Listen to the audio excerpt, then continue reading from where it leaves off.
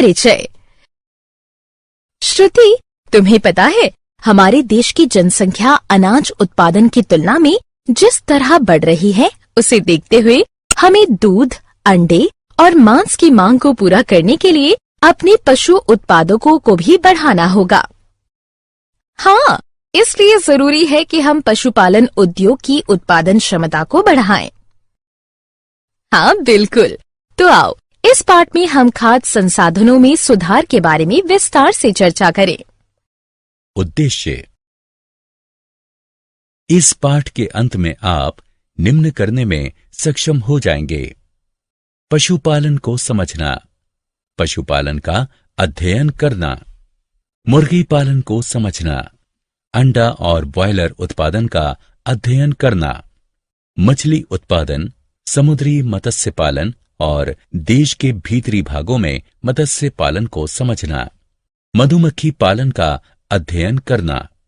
पशुपालन। पशुपालन दरअसल पशुओं, मवेशियों का वैज्ञानिक प्रबंधन है, जिसमें उनको खिलाना, प्रजनन और बीमारियों का नियंत्रण भी शामिल है। पशु आधारित खेती में मवेशी, बकरी, भेड़, मुर्गी और मछली पालन शामिल है। जनसंख्या और जीव स्तर के बढ़ने के साथ ही दूध, अंडे और मांस की भी मांग बढ़ रही है। इसके साथ ही पशुओं के मानवीय रखरखाव के लिए बढ़ती जागरूकता ने भी मवेशियों के पालन में नई सीमाएं खड़ी कर दी हैं। मवेशी पालन। मवेशी पालन दो उद्देश्यों के लिए किया जाता है: दूध और कृषिगत कामों जैसे जोतना, सिंचाई और बोझ ढोने वगैरह में। भारतीय मवेशियों की दो प्रजातियां हैं: बोस इंडिकस यानी गाय और बोस बुबलिज यानी भैंस। दूध देने वाली मादाओं को दुधारू पशु यानी मिल्क एनिमल और खेती के काम आने वाले पशु सूखे पशु यानी ड्रॉट एनिमल कहे जाते हैं। दूध का उत्पादन कुछ हद तक दुग्ध स्रवण यानी लैक्टेशन यानी बछड़े के जन्म के बाद दुग्ध उत्पादन की अवधि पर निर्भर करता है। तो दुग्ध उत्पादन लैक्टेशन की अवधि को बढ़ाकर भी अधिक किया जा सकता है। विदेशी मोहक नस्लों, उदाहरण के लिए जर्सी, ब्राउन स्विस का चयन लंबे लैक्टेशन अवधि के लिए किया जाता है, जबकि स्थानीय नस्लों, उदाहरणार्थ लाल सिंधी, साहीवाल आदि की बीमारी के लिए प्रतिरोधक क्षमता जबरदस्त होती है। दोनों का वर्ण संकर कराया जाता है ताकि दोनों ही का वांछित गुण मिल पाए। भैंस और गायों की मानवीय देखभाल, उनके स्वास्थ्य और स्वच्छ दुग्ध उत्पादन के लिए उचित साफ सफाई और आश्रय स्थल होना जरूरी है। पशुओं की ब्रश से लगातार सफाई जरूरी है ताकि उनके शरीर पर धूल और टूटे बाल चिपके न रहें। उनको हवादार और छत वाले आश्रय में रखना चाहिए ताकि वे बारिश, ठंड और गर्मी से बच सकें। उनके शेल्टर की फर्श को ढालदार बनाना चाहिए ताकि सफाई में आसानी हो और वो सूखा रहे। दुधारू पशुओं के भोजन की जरूरत दो प्रकार की होती है: एक भरण पोषण संबंधी जरूरत ताकि पशु स्वस्थ जीवन जिए, और दूसरी दूध के उत्पादन के लिए जरूरत जो लैक्टेशन की अवधि में आवश्यक होता है। पशुओं के भोज्य पदार्थ में शामिल हैं मोटा चारा, जिसमें आमतौर पर रेशेदार चीजें होती हैं, और गाढ़े घोल, जिनमें फाइबर तो कम रहता है, प्रोटीन और दूसरे पोषक अधिक मात्रा में रहते हैं। मवेशियों को कई तरह की बीमारियां होती हैं। बीमारियों से दुग्ध उत्पादन घटता है और पशुओं की मौत भी होती है। मवेशियों पर रहने वाले परजीवी बाहरी और आंतरिक दोनों ही तरह के हो सकते हैं। बाह्य परजीवी त्वचा पर रहते हैं और मुख्यतः चर्म रोग के वाहक होते हैं। कृमि जैसे आंतरिक परजीवी पेट और आंत को प्रभावित करते हैं, जबकि फ्लूक एक तरह का परजीवी कृमि यकृत यानी मुर्गी पालन। अंडा और मुर्गी के मांस के उत्पादन को बढ़ाने के लिए मुर्गी पालन किया जाता है। भारतीय, देसी, असील और विदेशी नस्लों एग्जॉटिक, लेगहॉर्न के बीच वर्ण संकर को उत्पन्न कर नई सुधरी प्रजातियों को विकसित किया जाता है। ऐसा निम्नांकित वांछनीय गुणों की प्राप्ति के लिए किया जाता है। मुर्गियों की संख्या और गुणवत्ता। व्यावसायिक तौर पर मुर्गी उत्पादन के लिए छोटे कद के ब्रॉयलर पेरेंट। गर्मी से अनुकूलन की क्षमता, ऊंचे तापमान की प्रतिरोधक क्षमता, कम देखभाल की जरूरत। अंडा सेने वाली मुर्गी के कद में कमी, जो अधिक रेशेदार और सस्ते भोज्य पदार्थों का उपभोग कर सकें, जो कृषि जन्य उप उत्पाद हैं। अंडा और ब्रॉयलर उत्पादन। ब्रॉयलर चिकन को अच्छे विकास के लिए विटामिन से समृद्ध अतिरिक्त आहार दिया जाता है। उनका उत्पादन ब्रॉयलर के तौर पर किया जाता है और मांस के लिए बाजार में भेजा जाता है।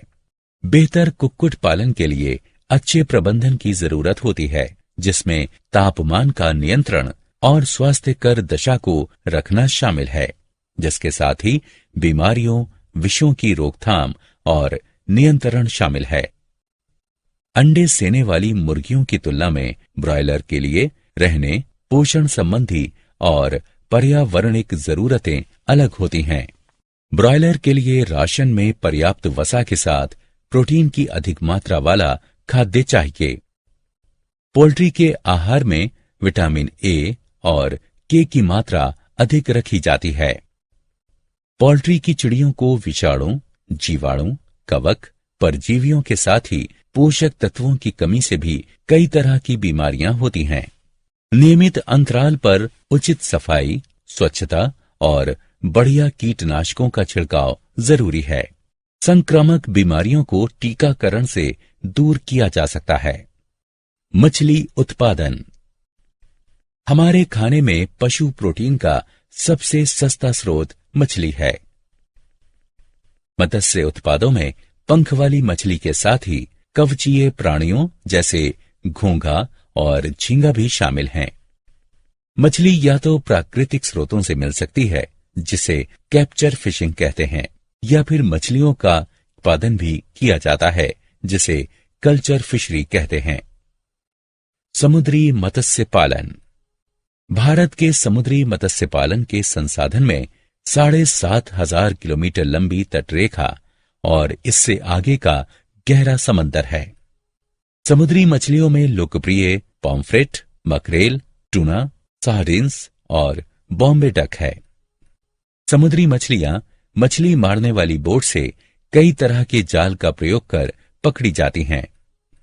कुछ व्यावसायिक समुद्री मछलियां हैं शल्य वाली मछली जैसे मुलेट, भेटकी और पर्ल स्पॉट। साथ ही कवच वाली मछलियां जैसे झींगा, शंबूक धमुसेल और ऑयस्टर तथा सीवुड भी इनमें आती है।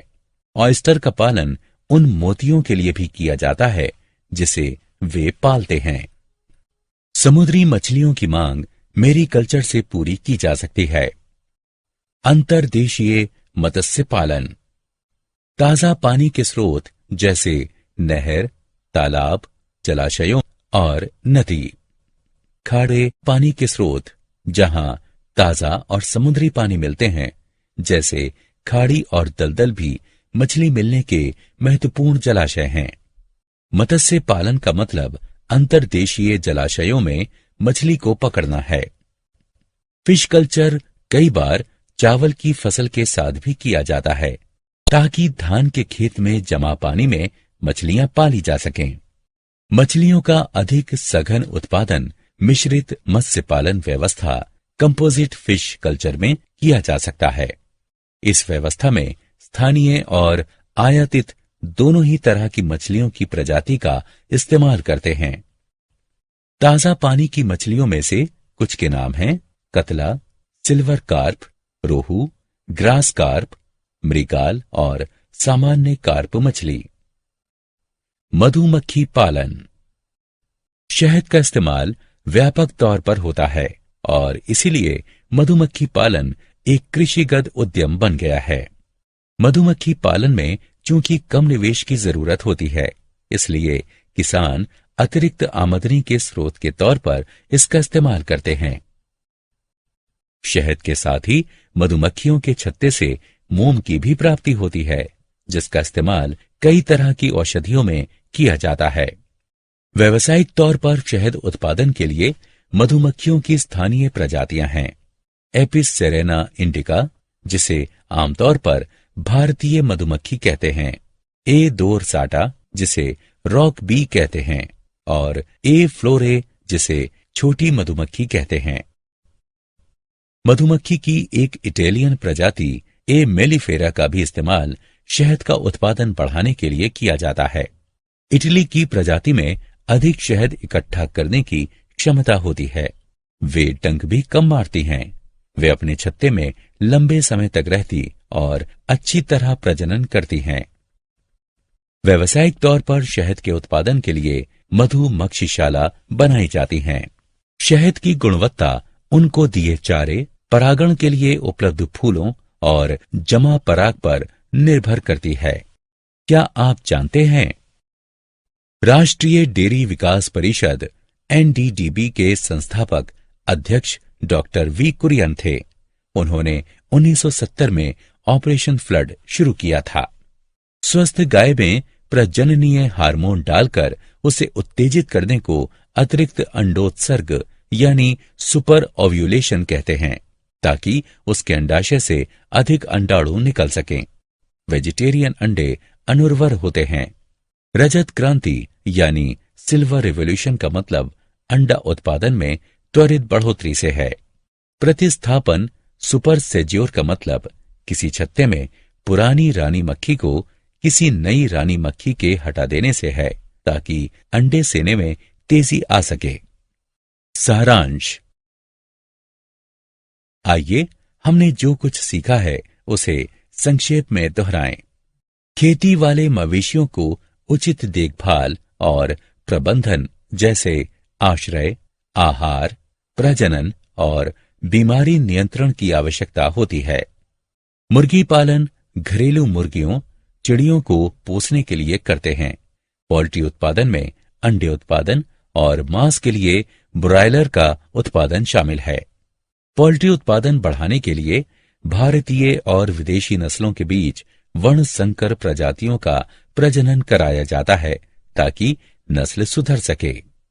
मछली समंदर के साथ ही अंतर्देशीय स्रोतों से भी प्राप्त की जा सकती है।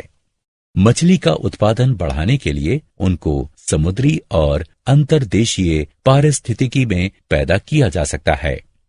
समुद्री मछलियों को उपग्रहों और इको साउंडर की मदद लेने वाले जाल से पकड़ा जाता है।